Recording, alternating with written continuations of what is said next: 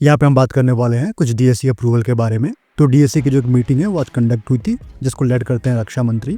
तो यहाँ पे कुछ जो एओएन है वो अप्रूव किए गए हैं, और ये जो एओएन है वो कैपिटल एक्विजिशन के लिए है, आर्म्ड फोर्सेस के लिए, सभी डिफेंस यूनिट के लिए। प्रोडक्ट की यहाँ पे जो लागत हो सकती है, जिनका जो एस्टिमेटेड एओएन है वो दिया गया है, वो 3.6 लाख करोड़ रुपए का अराउंड है। तो इसमें आईएएफ, नेवी, आर्मी और जो आईसीजी है, इंडियन कोस्ट गार्ड है, उनके लिए प्रोडक्ट अप्रूव हुए हैं। तो इन सभी प्रोडक्ट के बारे में हम बात करेंगे। जो सबसे बड़ा चंक है वो एयरफोर्स के लिए है, स्पेशली एमआरएफओ को अप्रूव किया है। मोस्ट प्रोबेबली जो रफाल है, रफाल क्लास है, वही यहाँ पे अप्रूव हुए हैं। इनके लिए अगर जो एस्टिमेटेड कॉस्ट देखते हो वो 2.4 लाख करोड़ रुपए से लेके 2.7 लाख करोड़ रुपए के अराउंड बैठेगी इन सभी 3.4 लाख करोड़ में से। तो जो एमआरएफए है वो यहाँ पे अप्रूव हुए हैं। रिप्लेस करने वाले हैं MiG-29 को, जैगुआर्स को, या कुछ आपका स्क्वाड्रन स्ट्रेंथ गिर रही है तो उसको रिप्लेनिश करने के लिए एक क्विक टाइम में वो आप देख रहे हो, वो आईएएफ देख रही है। तो उस पॉइंट ऑफ व्यू से इसको अप्रूव किया गया है, जहाँ पे जो स्क्वाड्रन नंबर है 42 का वो आप अचीव करना चाह रहे हो जल्द से जल्द। तो कैपेसिटी फिलर के रूप में काम करेगा।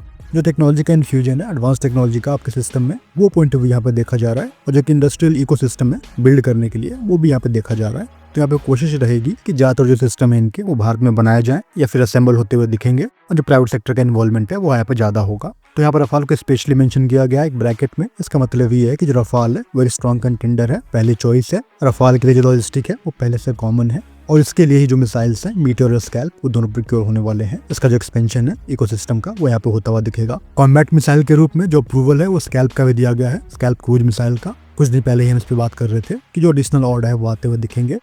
आईएएफ के लिए ही अगला सिस्टम है वो ASHAP है, HAPS, यानी कि एयरशिप बेस्ड जो हाई वोल्टेज शूटिंग सैटेलाइट है, उसकी बात यहाँ पे हम कर रहे हैं। ये ऑपरेट करेंगे 20 किलोमीटर ऑल्टीट्यूड से ऊपर, जहाँ पे ये एयरबोर्न रह के लंबे समय तक, वीक या फिर मंथ तक रह के जो रिकॉनेसेंस है वो करेंगे, और सैटेलाइट के जैसे काम करेंगे सब्स्टिट्यूट के रूप में। इसके मिलिट्री रोल की बात करेंगे तो जो ISR है वो तो होगा ही। इलेक्ट्रॉनिक इंटेलिजेंस है, एलिंट है, वो करेगा, कमेंट कर पाएगा। कॉम का जो रिले है, कम्युनिकेशन रिले, उसके रूप में काम कर सकता है। जो बॉर्डर मॉनिटरिंग है वो कर पाएंगे, और टारगेट को ट्रैक करना हुआ तो वो चीज आप कर पाओगे। तो ये जो ऑप्शन है वो चीपर है, रिपोजिशन कर सकते हो, ये एडवांटेज आपके पास रहेगा। और जो परसिस्टेंट है वो क्वालिटी यहाँ पे रहेगी। तो ये क्रूशियल एलिमेंट बन जाता है हिमालयन रीजन के लिए, या फिर जो इंडियन ओशन रीजन है वहाँ पे सर्वेलेंस करने के लिए ये क्रिटिकल एलिमेंट है। अगर आपको स्ट्राइक करना हुआ बालाकोट जैसे, तो वहाँ पे स्ट्राइक करने के लिए आप अनमैन्ड सिस्टम को भेज सकते हो, और जो कम्युनिकेशन वहाँ पे होगा उसके साथ वो इस तरह के सैटेलाइट के थ्रू हो सकता है, जिसको इंटरसेप्ट करना आसान नहीं होगा, क्योंकि जो फ्लाइंग ऑल्टीट्यूड है यहाँ पे हायर है, जिसका जो इंटरसेप्शन है वो पाकिस्तान की कैपेसिटी के ऊपर है। तो ये एक एडिशनल एडवांटेज है। इसका भी जो अप्रूवल है यहाँ पे दिया गया है, जो 15,000 करोड़ रुपए है इसके लिए, उसको एओएन दिया गया है। आर्मी के लिए बात करेंगे तो जो विभव एंटी टैंक माइन है उसको अप्रूव किया गया है, उसको एओएन दिया गया है। स्पेशलिस्ट को बनाया गया था, जो मैकेनाइज्ड वॉरफेयर है वहाँ पे ऑब्स्टेकल के रूप में काम करने के लिए। जो एनिमी का मूवमेंट है उसको डिले करेंगे, उनके जो आर्मर्ड व्हीकल है, आर्मर्ड कॉलम्स है, उनको डिले करेंगे। तो जो बैटलफील्ड मनूवर है ये उसको शेप करने वाला है, और जो डिफेंसिव बैरियर है उसको रूप में काम करेगा। जो T-72 है, BMP-2 है, या फिर आर्मर्ड रिकवरी व्हीकल है, इन सब की ओवरहोलिंग को भी अप्रूव किया गया है। नेवी के लिए बात करेंगे तो 4 मेगावाट के जो मरीन गैस टरबाइन जनरेटर है मेक 1 कैटेगरी के, उसको यहाँ पे एओएन दिया गया है। हम सभी जानते हैं कि जो वॉरशिप होंगे वहाँ पे ईसा रेडार है, इलेक्ट्रॉनिक वॉरफेयर EW सिस्टम्स है। जो DEW है आने वाले समय में वो प्लान किए जा रहे हैं सभी वॉरशिप के लिए। जो फ्यूचर इलेक्ट्रिक प्रोपल्शन है वो नेवी देख रही है नेक्स्ट जनरेशन के वॉरशिप्स के लिए। तो उसको ध्यान में रखते हुए जो 4 मेगावाट का मरीन गैस टरबाइन जनरेटर है, इसका डेवलप होना एक क्रूशियल स्टेप है जो कि ले लिया गया है।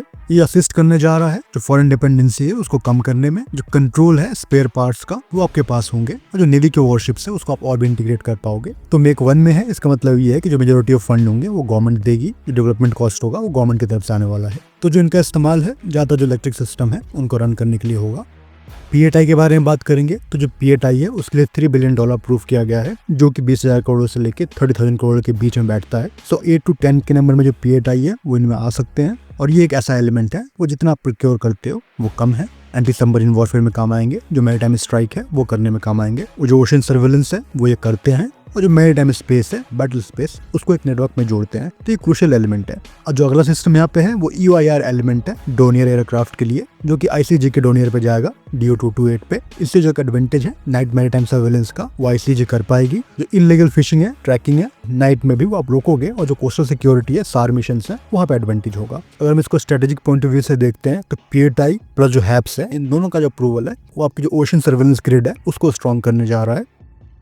तो जो कॉस्ट होगी MRFA की वो 2.4 से लेकर 2.7 लाख करोड़ रुपए के अराउंड होगी। अगर कॉस्ट कैलकुलेट करते हो कि इस अमाउंट में जो रफाल की कॉस्ट है वो क्या बन सकती है इनिशियल पैकेज के साथ, जहाँ पे जो रियलिस्टिक नेगोशिएबल नंबर होगा रफाल के लिए, अगर हम 114 देख रहे हैं रफाल को, तो ये जो 2.6 या 2.7 लाख करोड़ रुपए है ये कम्प्लीटली फ्लाई अवे कॉस्ट नहीं है। यहाँ पे जो एयरक्राफ्ट होगा, वेपन होंगे लिमिटेड नंबर में, जो एनहांसमेंट है इंडिया के लिए स्पेसिफिक वो इंक्लूड होगा, जो ट्रेनिंग है, सिमुलेटर्स है, ग्राउंड इंफ्रा है, वो सभी इंक्लूड है, जो इंडस्ट्रियल सेटअप है वो भी यहाँ पे इंक्लूड है। सो अगर आप कंप्लीट जो कॉस्ट है वो जोड़ देते हो तो 1900 करोड़ रुपए से लेके जो 2200 करोड़ रुपए है पर एयरक्राफ्ट, इन सभी कॉस्ट को ऐड करने के बाद वो बैठेगा। मतलब ये एक ब्लेंडेड कॉस्ट हो जाएगी। अगर इस कॉस्ट से डिवाइड करते हो 2.4 लाख करोड़ को या फिर 2 लाख करोड़ को ही, तो तकरीबन 100 एयरक्राफ्ट बैठते हैं। अगर 2.4 लाख करोड़ है तो 120 एयरक्राफ्ट बैठेंगे, जो कि एक सही नंबर है। मतलब अगर 2.4 लाख करोड़ को अगर डिवाइड करते हो 2000 करोड़ से तो 120 एयरक्राफ्ट के अराउंड बैठेंगे। बाकी की कॉस्टिंग अगर आप लगा लेते हो तो जो 114 का नंबर है वो अचीव किया जा सकता है 2.3 से 2.5 लाख करोड़ के बीच में। तो ये एक मैनेजेबल बजट है। अगर आप ये अमाउंट खर्च करने को तैयार हो रफाल पे, तो इसका मतलब ये है कि जो आपकी प्रायोरिटी है उस स्क्वाड्रन को स्ट्रेंथ करना है ही, साथ में आप ये एक्सेप्ट कर रहे हो कि जो AMC है वो डिले होगा। ये चीज़ आप एक्सेप्ट कर रहे हो, तब ये जो बजट है इतना बड़ा अप्रूवल है वो रफाल के इकोसिस्टम के लिए आ रहे हैं। हैप्स के बारे में बात करेंगे, जो कि एयरशिप बेस्ड हो। तो इस तरह के जो हैप्स होते हैं वो थिनर होते हैं, लाइटर होते हैं, बलून हो सकते हैं, फिर एयरशिप टाइप हो सकते हैं, कन्वेंशनल एयरक्राफ्ट हो सकता है नहीं हो। हाई ऑल्टी पे ऑपरेट करेंगे, 18 से 25 किलोमीटर ऑल्टीट्यूड पे ऑपरेट करेंगे, और जो स्यूडोसैट है उसके रूप में ये काम करेंगे।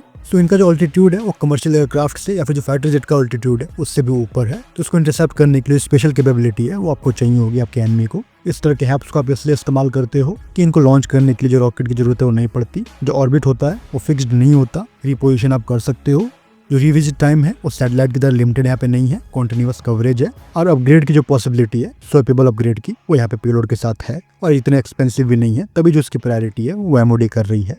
तो जो ISR रोल है प्राइमरली वो यहाँ पे करेगी, और जो रिमोट सेंसिंग है EOIR इमेजिंग के साथ, SAR के साथ, वो यहाँ पे रहेगा ही।